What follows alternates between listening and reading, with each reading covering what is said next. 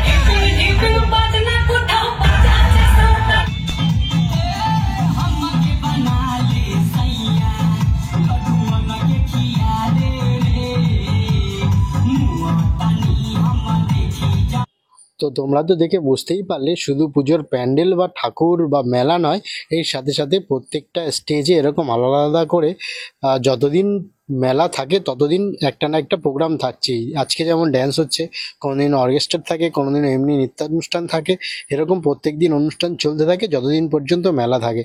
তো আর কি, শুধু তো মেলাতে ঘুরলে হবে না, তার জন্য আমরা সবাই মিলে একটা রেস্টুরেন্টে চলে এলাম খেতে।